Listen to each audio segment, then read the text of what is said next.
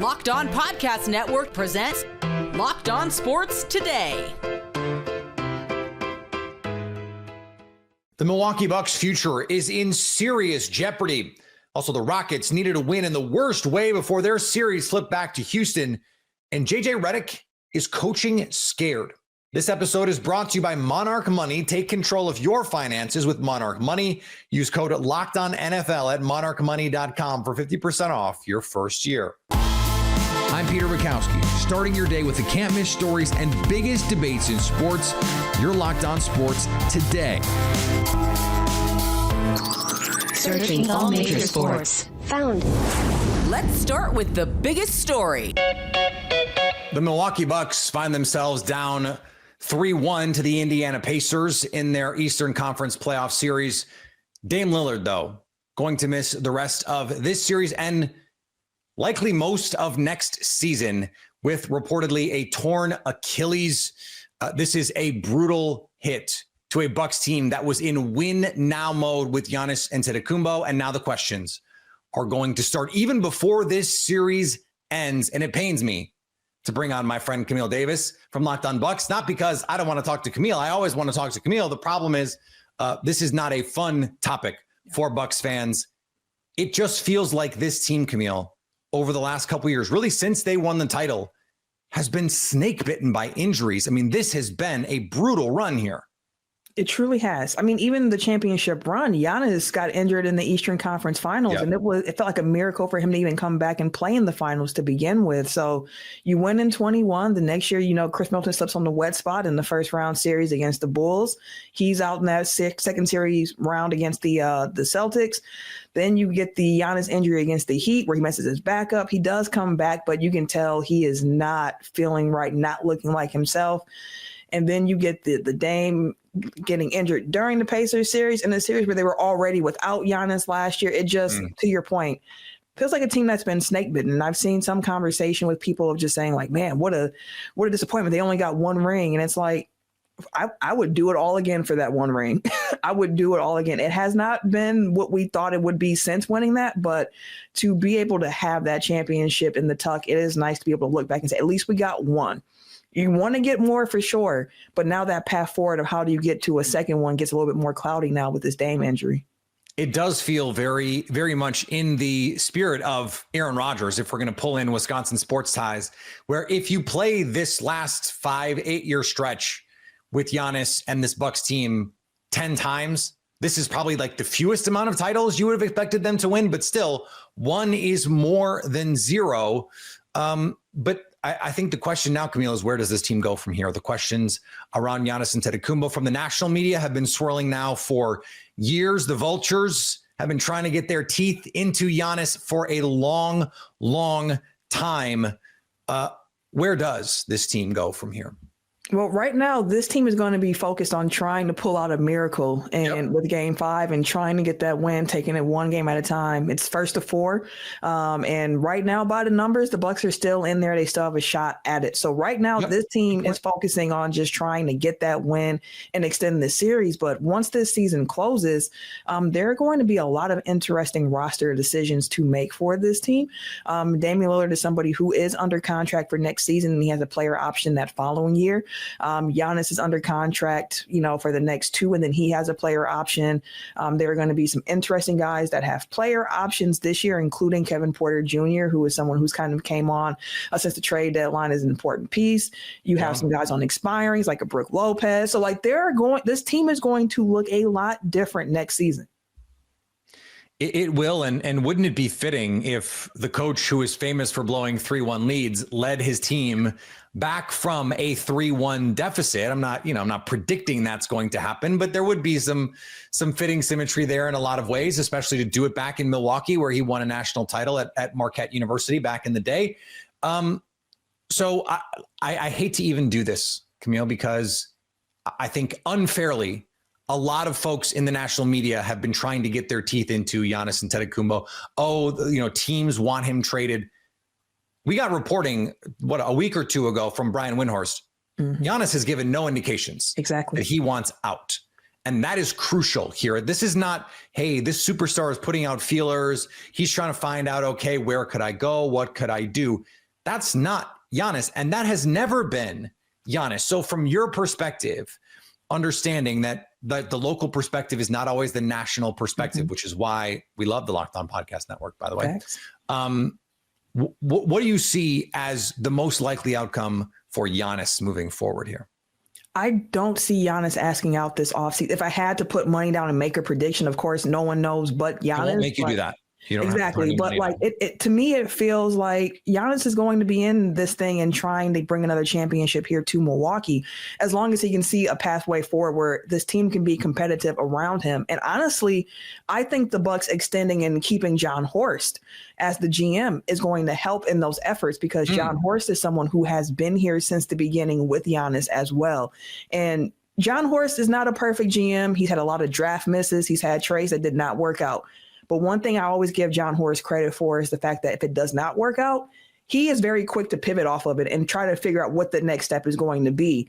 And now he's going to be faced with an offseason with a lot of questions and not that many assets to try to make something happen. But as long as John Horst and Giannis have that relationship of trust of where this team is going forward, I think Giannis is going to be in a Milwaukee's Bucks jersey next season and going forward from there too.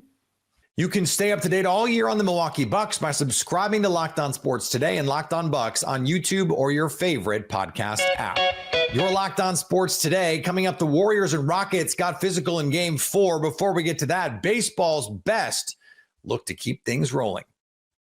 Ever check your bank account and wonder, where did all my money go?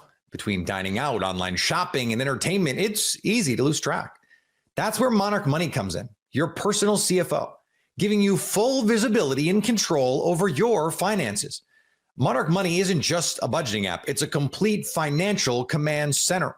You can track all your accounts, investments, and spending in one place. So stop just managing your money and start building wealth. Instead of juggling multiple apps, you can use Monarch to check your finances, track spending, and even plan long-term goals. Managing money with your partner is smoother than ever. Track shared and personal accounts, set goals, and stay on the same page without the stress. Take control of your finances with Monarch Money. Use code LOCKEDONNFL at monarchmoney.com for 50% off your first year. That's monarchmoney.com, code LOCKEDONNFL for half off your first year. The Yankees look to set the tone in their series opener versus the Orioles. After winning 2 out of 3 against the Toronto Blue Jays and sweeping a doubleheader on Sunday, the Yankees headed down to Baltimore to face the sputtering Orioles, who came home to Camden Yards after being swept out of Detroit. And then the Yankees basically didn't show up for the game. I'm Stacey Gotsoulias of Locked On Yankees. Will Warren only lasted 3 1/3 innings. He gave up 4 runs. One positive we can take from this game, the bullpen didn't give up a run after Will Warren left the game. That's twice that's happened so far this season. It happened a couple weeks ago in Tampa. It happened again in Baltimore. Unfortunately, the offense couldn't score any runs until the 8th. They only scored 3. It wasn't enough. The top of the order goes down 1-2-3 in the top of the 9th, and the Yankees end up losing the game.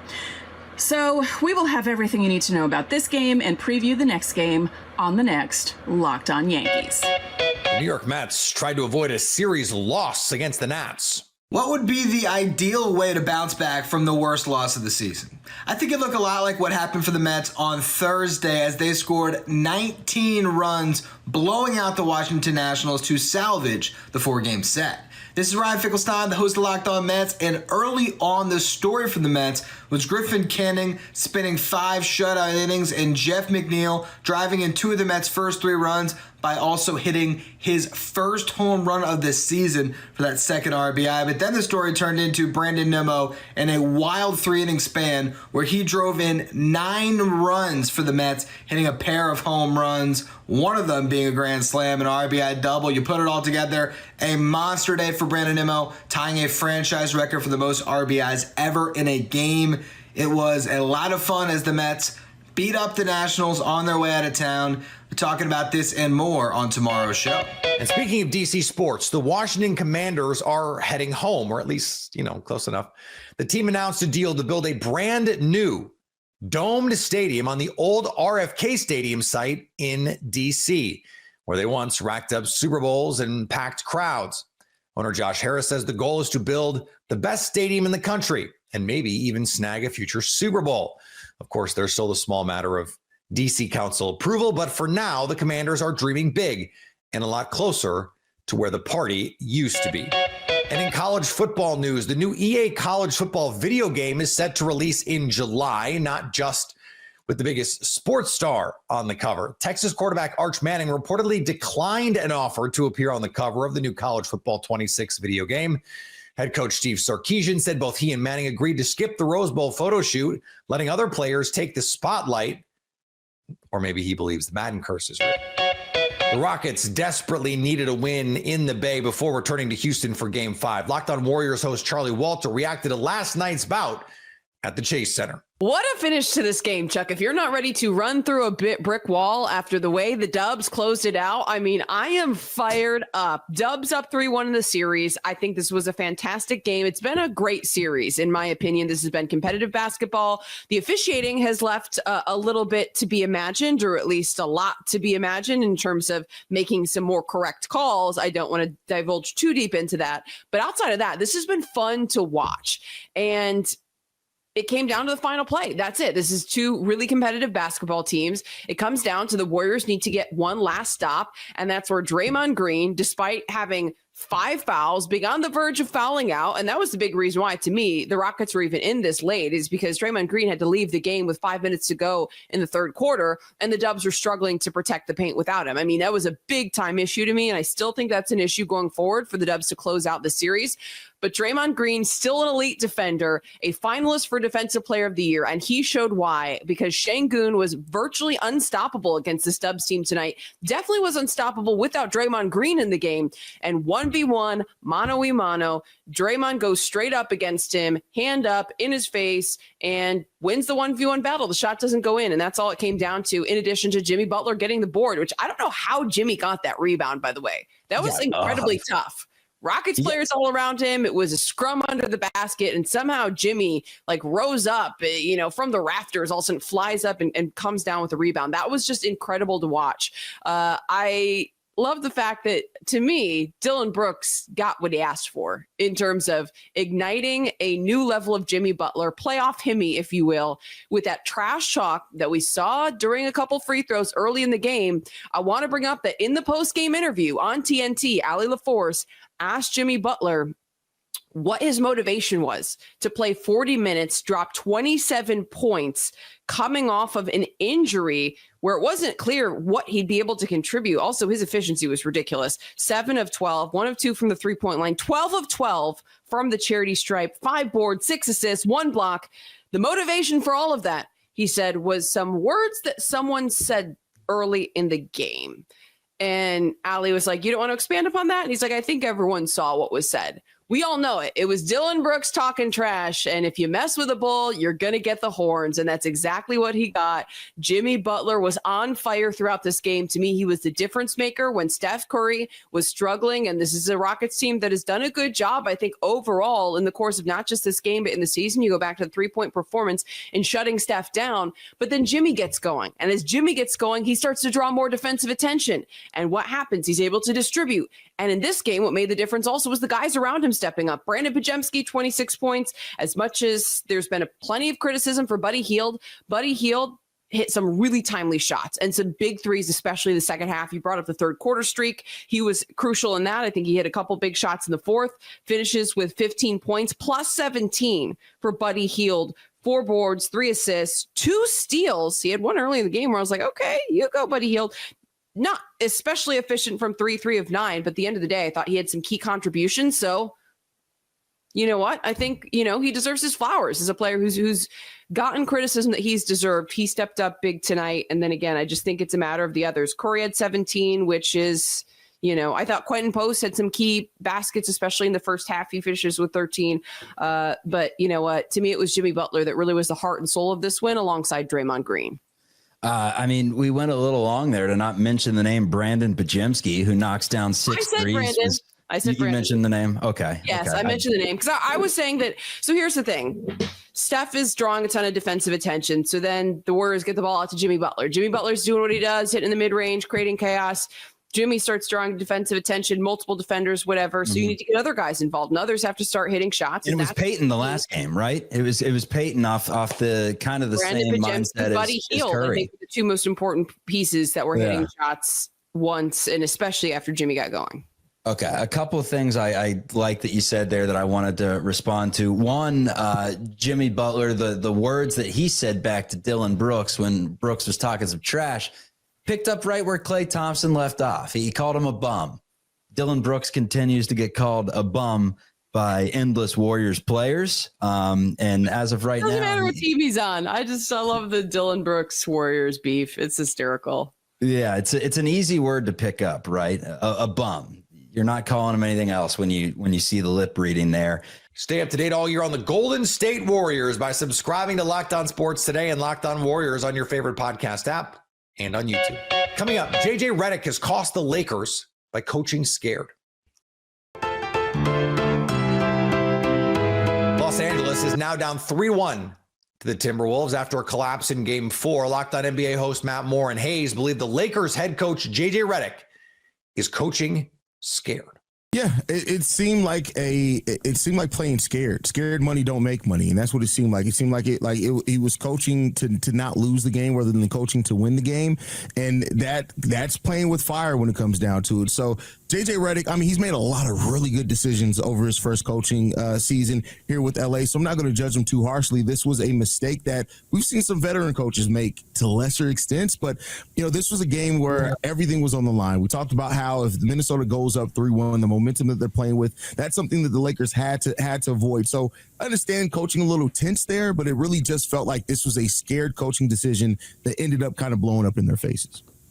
I blame Rob Pelinka for this. I'm serious. That's like my take is like you have to have a conversation. Once you get Luka Doncic, you have to go into those conversations and ask, hey, are you going to feel like you can trust Jackson Hayes in a playoff series? And if JJ Redick's like, oh, I don't know there, then, you should probably go ahead and do the Mark Williams trade. Just saying, probably should have done that Mark Williams trade. Would have made a big difference here.